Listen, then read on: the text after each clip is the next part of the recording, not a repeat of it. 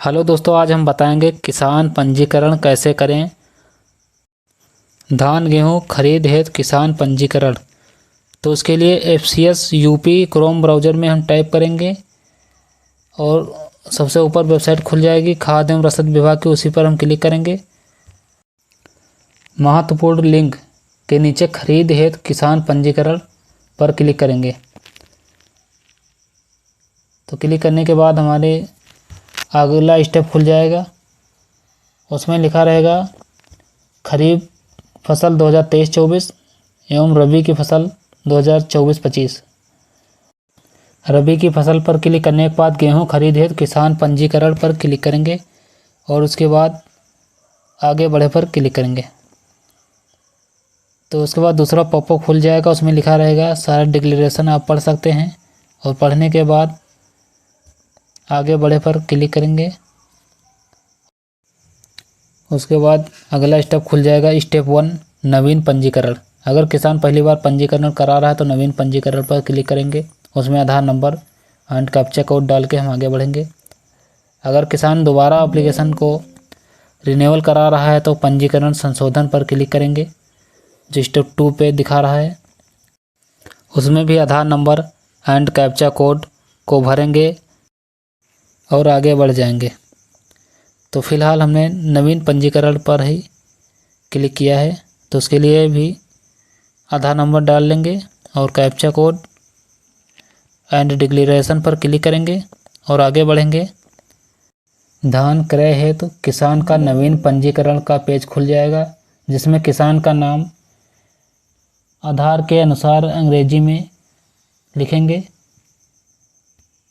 उसके बाद जेंडर महिला पुरुष जो है आप सिलेक्ट कर सकते हैं। उसके बाद आधार संख्या एंड कैप्चा कोड भरें पर क्लिक करके अपना कैप्चा कोड भरें। उसके बाद डिक्लेरेशन पर क्लिक करके सुरक्षित करें और आगे बढ़े पर क्लिक करेंगे। उसके बाद हमारा अगले पेज खुल जाएगा किसान का व्यक्तिगत विवरण में। किसान है तो किसान, ट्रस्ट है तो ट्रस्ट सेलेक्ट करेंगे, तो मैंने किसान सेलेक्ट किया है। उसके बाद किसान का नाम दिखाएगा और जो आपने पहले डिटेल भर रखी है। आधार में पंजीकृत मोबाइल नंबर अंकित करेंगे। उसके बाद किसान के पिता पति का नाम अंग्रेजी में अंकित करेंगे। उसके बाद किसान की श्रेणी क्या है, SC ST OBC। तो किसान की श्रेणी पर क्लिक करके आप उसी लिस्ट से सिलेक्ट कर सकते हैं SC ST OBC। तो फिलहाल किसान SC का है तो SC सिलेक्ट किए हैं। उसके बाद जन्म तिथि कैलेंडर से सिलेक्ट करिए। आपको सन दिखाएगा, आप उसको आगे पीछे करने के लिए साइड से स्क्रॉल कर सकते हैं। उसमें आप सन सेलेक्ट कर सकते हैं। उसके बाद मंथ और दिन की तारीख। तो फाइनली मैंने सेलेक्ट कर लिया है। अगले कॉलम में किसान का पूरा पता। तो आप पहले गांव, उसके बाद पोस्ट और ज़िला, सारी चीज़ें आप दर्ज करके आप आगे बढ़ें। जिसमें दिखा रहा है धान बेचने हेतु परिवार के एक नामित सगे सदस्य का विवरण। तो अगर आप विवरण दर्ज करना चाहते हैं तो हाँ पर क्लिक करेंगे, नहीं तो नहीं पर क्लिक करेंगे। उसके बाद अगला है किसान की भूमि का विवरण। उसमें हम जनपद सेलेक्ट करेंगे। उसके बाद तहसील, उसके बाद परगना। तो तहसील सेलेक्ट करने के बाद आपको परगना व ब्लॉक सेलेक्ट करें। उसके बाद ग्राम आप उसी लिस्ट से सेलेक्ट कर सकते हैं। किसान की भूमि का खाता संख्या। तो आप खतौनी में सबसे ऊपर दिखाएगा 5 अंकों की जो 00 से स्टार्ट होती है। तो आप देख सकते हैं खतौनी में सबसे ऊपर राइट साइड में रहता है। तो आप उसको दर्ज करने के बाद आप नाम जोड़े पर क्लिक करेंगे। किसान का नाम खतौनी के अनुसार दिखाएगा, उसमें हम नाम सेलेक्ट कर सकते हैं। उसके बाद भूमि का विवरण जोड़े पर क्लिक करेंगे। उस भूमि में जितने भी खाते के जितने भी गाटे हैं सारे गाटे आपको दिखाई देंगे। उसमें कुल रकबा दिखाई देगा और कुल रकबे में किसान के हिस्सेदारी आपको फिल करना है। और भूमि में अन्य फसल का रकबा कितना है, हिस्सेदारी की भूमि, बोए गए फसल का रकबा, बेचे जाने वाली फसल की मात्रा, सारी चीज़ आपको दिखाएगा। तो सबसे पहले हम कुल रकबा में से किसान की हिस्सेदारी को फिल करेंगे।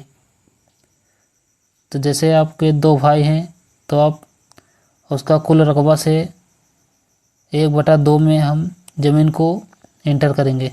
उसके बाद अगर भूमि में अन्य फसल का रकबा बोया हुआ है उसी हिस्सेदारी से तो उसको भी हम कम करके लिखेंगे, नहीं तो हम उसको 0 कर देंगे। हिस्सेदारी की भूमि में बोए गए फसल का रकबा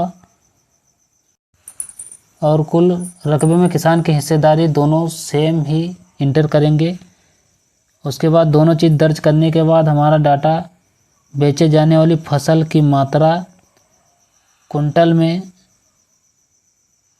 दिखाने लगेगा। तो फाइनली मैंने एक एक करके दर्ज कर लिया है। आप भी इसी तरह से दर्ज कर सकते हैं और उसमें टोटल योग नीचे दिखाएगा कि आपका कितने कुंटल का आपको बेचने के लिए बना है। तो फाइनली सेव करेंगे। उसके बाद सेव होने के बाद अगला स्टेप 4 पर क्लिक करेंगे और पंजीकरण को फाइनल लॉक कर देंगे चेक करने के बाद। तो आधार संख्या एंड कैप्चा कोड डाल के आगे बढ़े पर क्लिक करेंगे। सारा विवरण एक बार हम देख लेंगे। उसके बाद फाइनल लॉक करने के लिए हम लॉक बटन पर क्लिक करेंगे और किसान के आधार पंजीकृत मोबाइल नंबर पर OTP जाता है और OTP को हम डाल के वेरीफाई कर देंगे और हमारा फाइनल लॉक हो जाएगा। उसके बाद हम कोई भी चेंजेस नहीं कर पाएंगे। तो फाइनली OTP आ चुका है, OTP को दर्ज करके हम वेरीफाई कर देते हैं एंड फाइनल प्रिंट हमारा आ चुका है। उसको हम प्रिंट करके किसान को दे सकते हैं। उसके बाद किसान इस प्रिंट के साथ आधार कार्ड की फ़ोटोकॉपी खतौनी की नकल लगा के आप जमा कर सकते हैं और अपने धान गेहूं को आसानी से बेच सकते हैं। वीडियो पूरा देखने के लिए धन्यवाद। जय हिंद, जय भारत।